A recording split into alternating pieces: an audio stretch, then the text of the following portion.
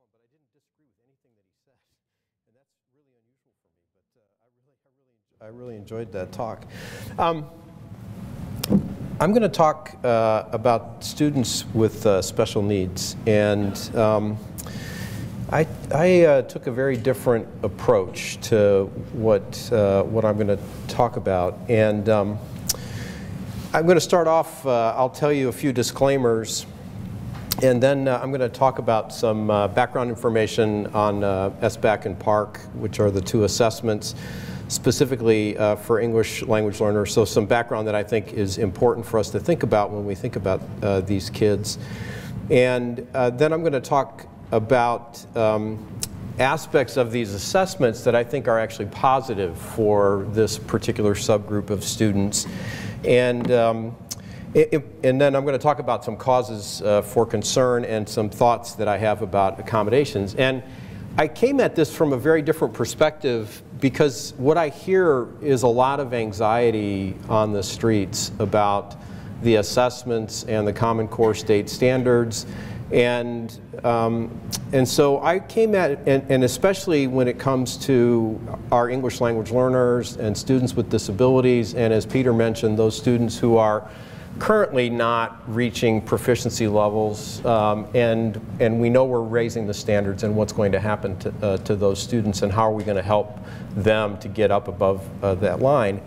And so I wanted to look at the assessments from the standpoint of what's actually going on and what I can find out from what's actually going on, and what's there that might actually be positive, and what are the things that I think we still need to be concerned about. So but I come at this, I almost titled this slide, "Why Me?"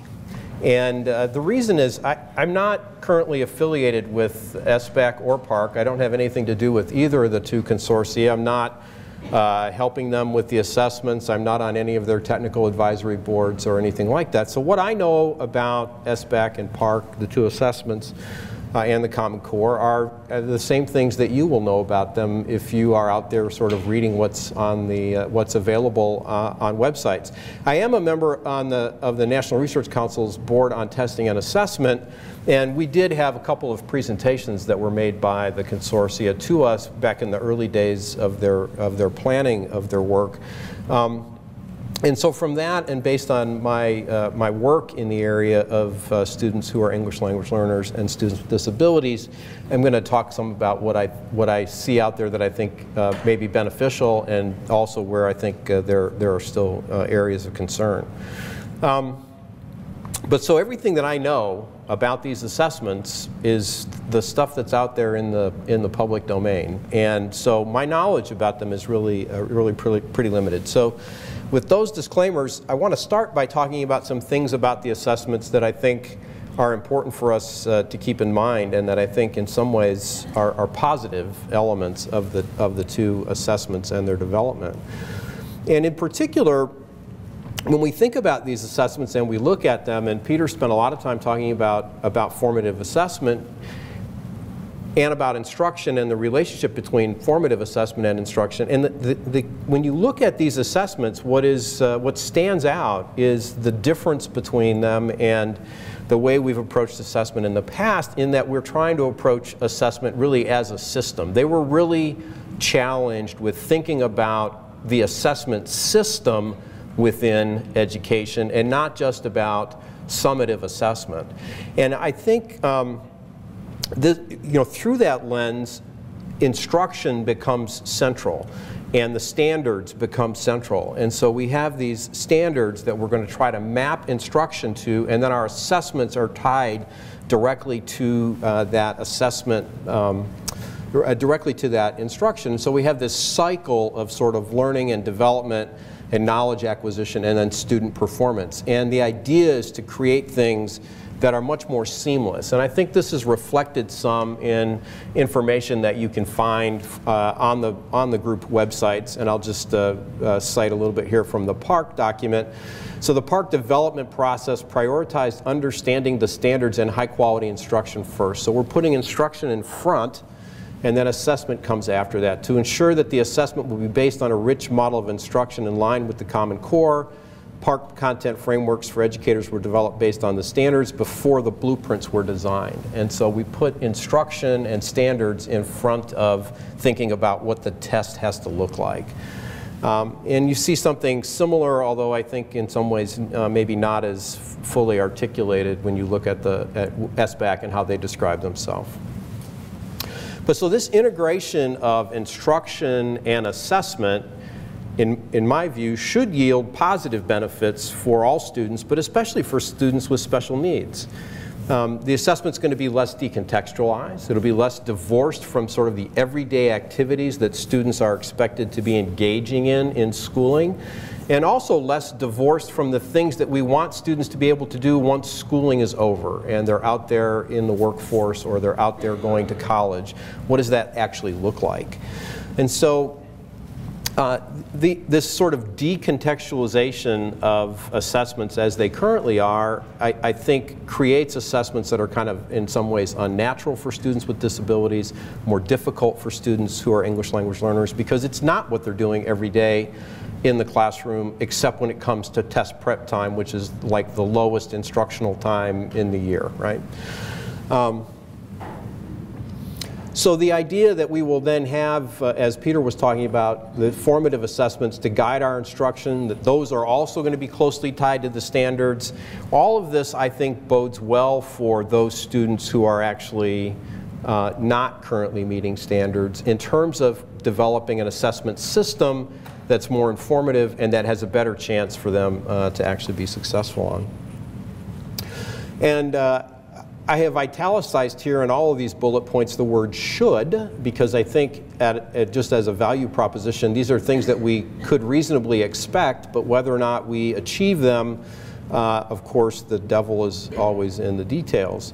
So this idea of tighter integration of standards and assessments should increase the predictive validity of our assessments, especially for students with disabilities and students who are English learners.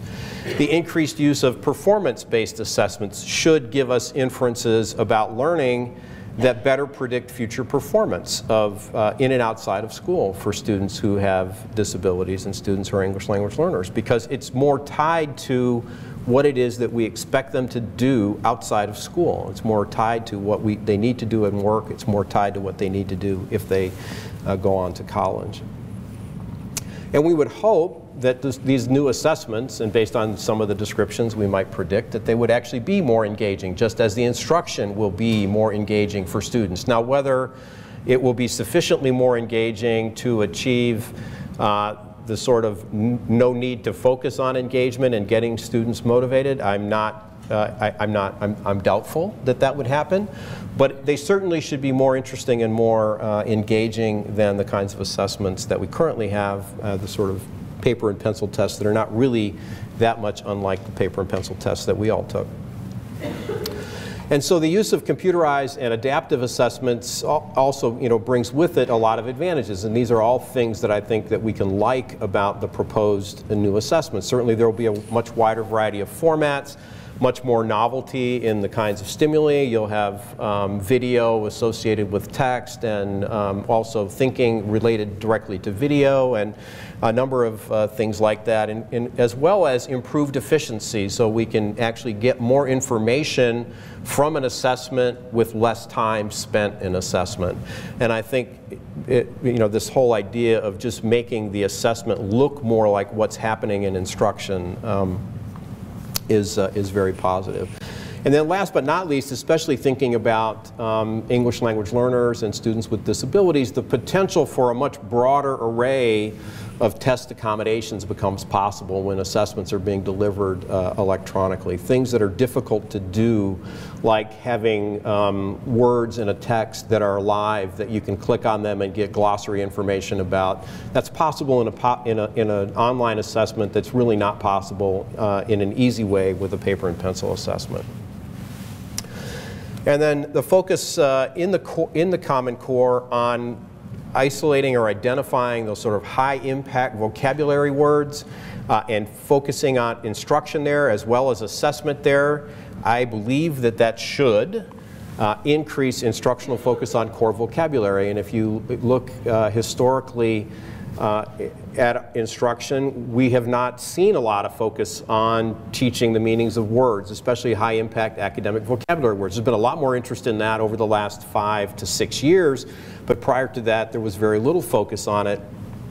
And making that a part of the core, making that a part of the assessment, really targeting those words that have high utility as academic words should really improve students' development in core instructional core academic vocabulary, and that'll have positive benefits in terms of both what it is that students know, their background knowledge, their knowledge about the world, as well as their ability to perform well on reading assessments. So what I have up here is a set of correlations from, I'm part of a large network that's working on what it has been funded by IES called the Reading for Understanding Network. Our focus is on middle school and high school students. We have a large-scale study that we conducted sort of focused on cognitive aspects of comprehension, various characteristics of students and texts that are instrumental in thinking about how students succeed on assessments. And we've done some work where we've looked at the relationship between world knowledge and word knowledge and how those things relate to comprehension. And in most studies like this, there'll be one measure of vocabulary, one measure of what students know about the world, one measure of reading comprehension. And when you do that, when you study things in that way, the sort of the idiosyncrasies of the individual tests influence how related things are. So what we've done is something different where we take multiple measures of each of these things and then try to relate the sort of broader constructs of things like background knowledge and vocabulary and comprehension. And when you do that, what you find is that these constructs are very, very highly related. They're so highly related as if to be almost isomorphic. So what you know about the language is not really different from what you know about the world. What you know about the world and how well you know the language directly determines how well you do when you're asked to process text or process language in another way. And these correlations reflect that. And this is not just, these are our correlations, but we're not the only ones in this network that are finding associations that are this large. There's a group at Florida State and Ohio State that are doing similar kinds of work with much younger students, elementary school and later elementary. They're also using multiple assessments, and they're finding very similar kinds of things where these constructs are very, very highly related.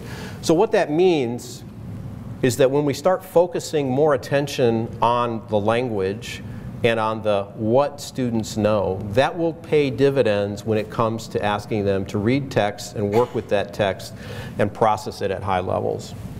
The second thing that I want to focus on is this idea that when we focus on close reading or closed reading, that will reduce the impact of speed of processing of text and increase the influence of depth of processing of text. And that actually could pay dividends for students with reading problems, because it won't be how quickly they're able to decode the text, but how much persistence they have in working with the text in order to get them to that standard. And that's quite a difference from the way things currently are. Even when we give students additional time, that may not be sufficient to allow them to get to that deeper level of processing. And what I want to show you are some slides from a different study. This was also a study that was focused, in this case, in middle schoolers, just 6th, 7th, and 8th graders. This is actually a much larger study. It was about 2,000 students, and the students were both good readers and poor readers. And what we show is, I mentioned this idea that getting away from speed of processing and more at depth of processing may have advantages for students, especially students with disabilities. But the thing that we know is that these features of text actually interact with characteristics of readers in terms of what their impact is on students' ability to get through the text. So in other words, I can adjust the difficulty of a passage. I can make a passage more difficult, but it doesn't have the same impact on all students, okay? And so these are just some figures. In this case, we're just looking overall at text-text interactions. So on the horizontal axis there, what we have is the lexile level of the passage, and these go from very difficult passages to very easy passages, and we're looking at students' reading fluency, so these go up as the passage gets it gets less difficult. So the horizontal axis is actually organized from more difficult to least difficult, so the Lexile numbers are going down, so that fluency is going up as students are reading easier text. But what you notice is that that how narrative the text is actually provides a boost to the reading fluency. So more narrative text is easier to read even at the same Lexile level. So those two texts are not comparably difficult, even though they're measured at the same level of difficulty. But there are also interactions between readers and text. So here's an example. Here's a graph that shows the relationship between students' grade, the students' decoding ability, and text difficulty. And what we see here is that these relationships are different. So the impact of text difficulty is not the same depending on what grade you're in or depending on what your level of decoding ability is.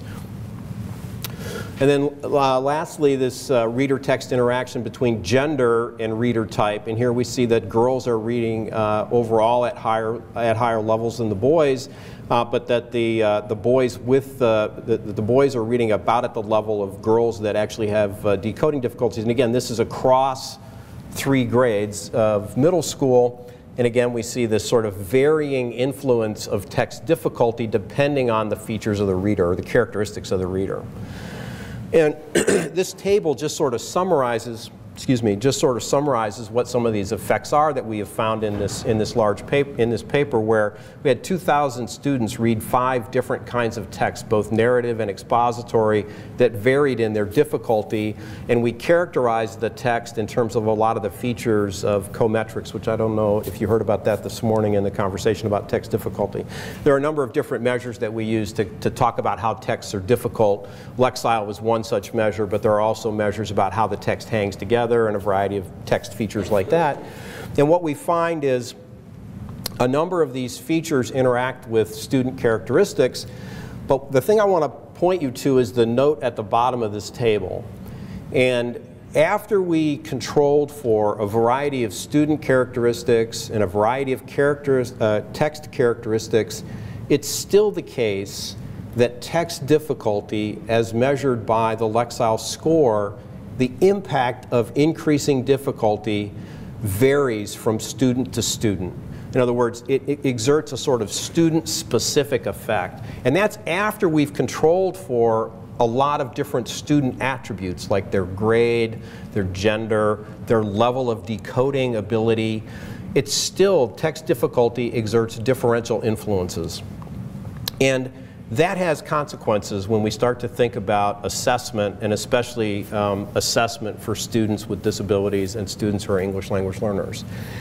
So these kinds of factors, characteristics of students, characteristics of texts, and the fact that the assessments that we're going to try to build are going to be very multidimensional in nature creates a lot of challenges for the test developers for them to be able to build equitable assessments. And I think that we are probably going to need, as we go forward, to re-examine what it means to think about a test being equitable. At present, the way we define that is through a psychometric process that actually looks at how a given item functions for 2 different kinds of individual.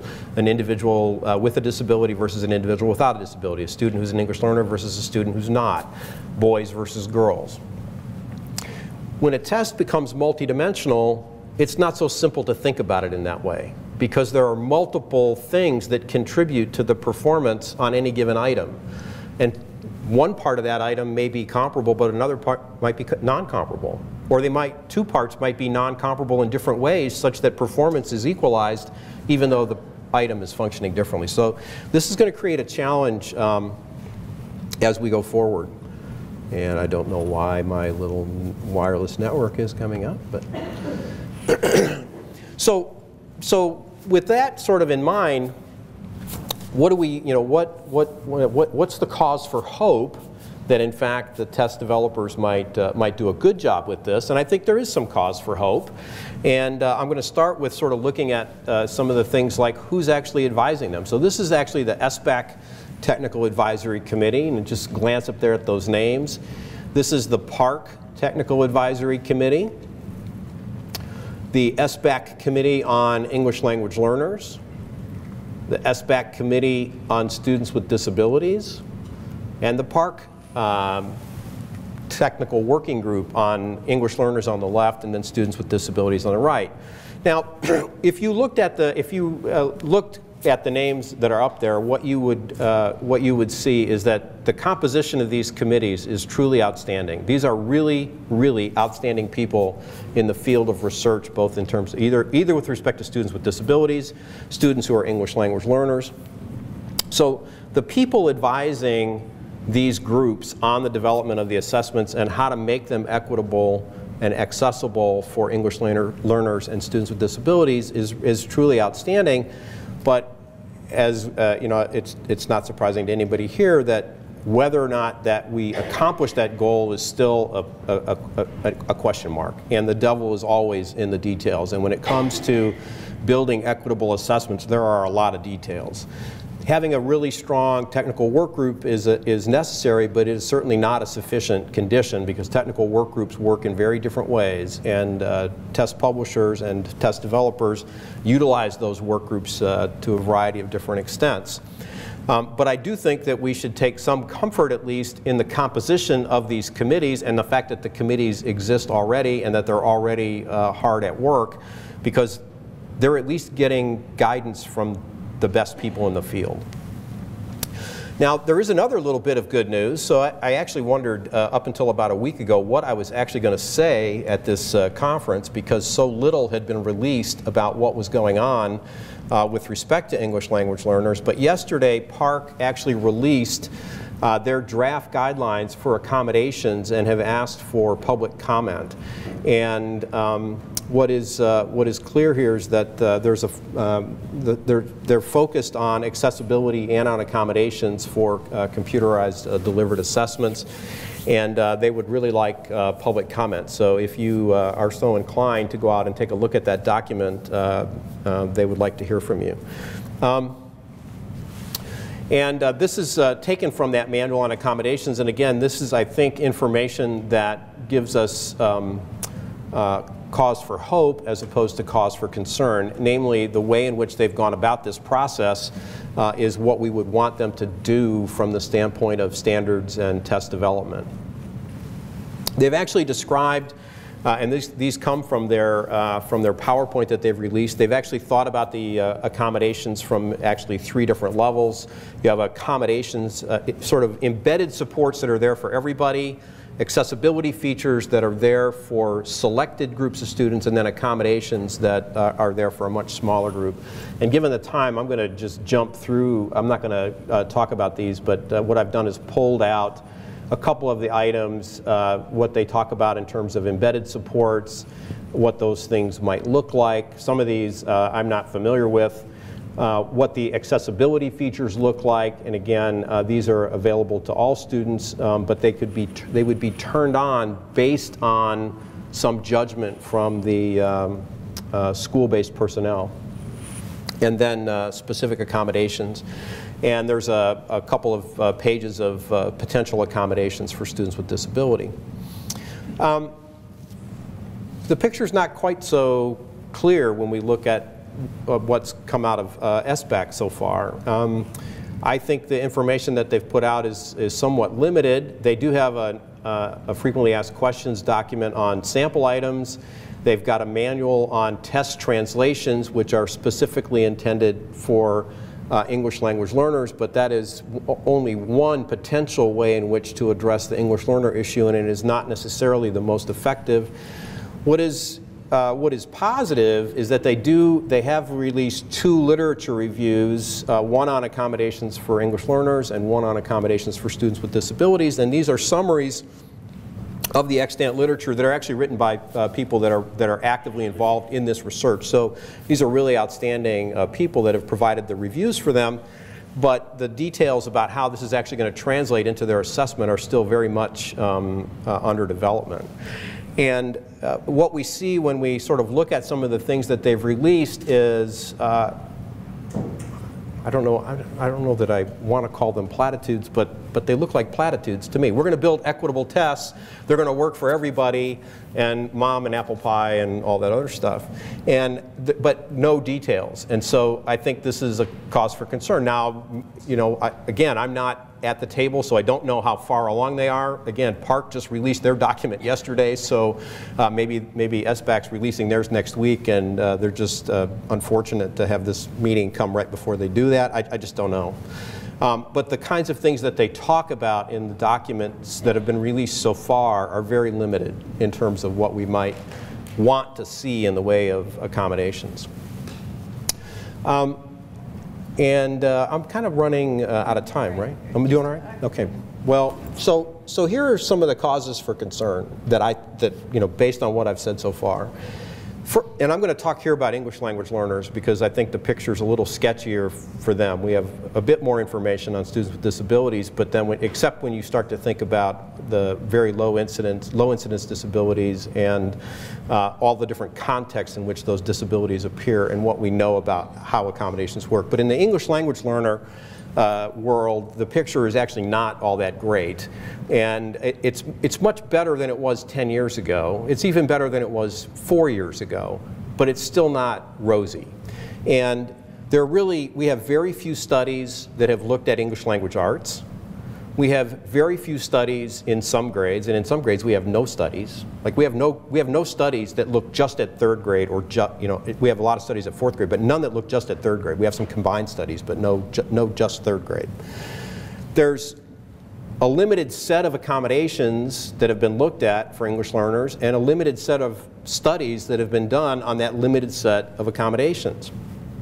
We have a very small number of studies that have looked at how accommodations function on state accountability tests. And when we start to think about the, last point, very few studies that look at bundled accommodations. So if I combine this with this, is it more effective or less effective? When I combine these three things, are they more effective or less effective?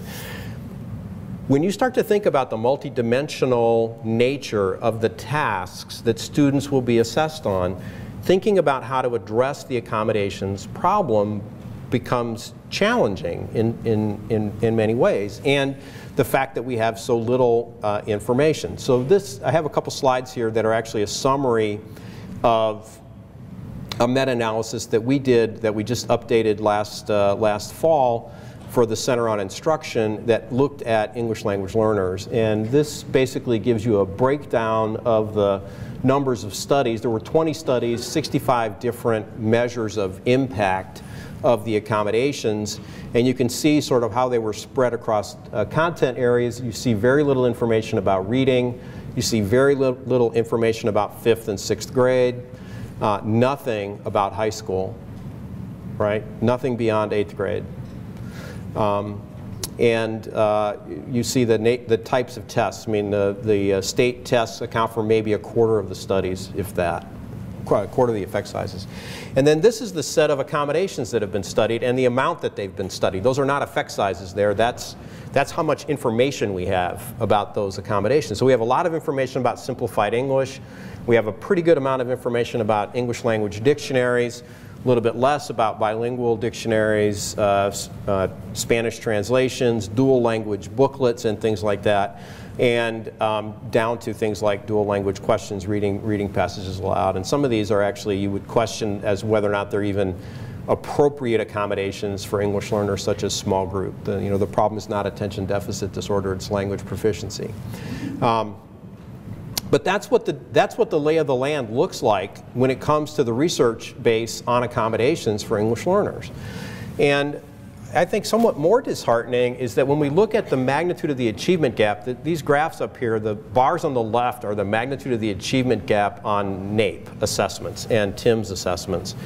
And the numbers off to the right, those little bars that you can almost barely see off to the right, that's the magnitude of the impact of the most effective accommodations in terms of how much of the achievement gap accommodations actually account for. So clearly the bulk of the performance gap is not a testing gap. there's more to it than that. It's not just a matter of finding better accommodations that do more to remove variability in student performance, but we've got to really think about how we improve the instruction, and I think that actually is a benefit of the transition to the new assessments, because I think there's going to be more integration of assessment with instruction, and I think ultimately that could pay dividends. We also will have the ability, based on the way things will be integrated, to incorporate accommodations into the instruction more effectively, so that what students are doing in the classroom translates more directly into what they're doing out on the assessment. And so,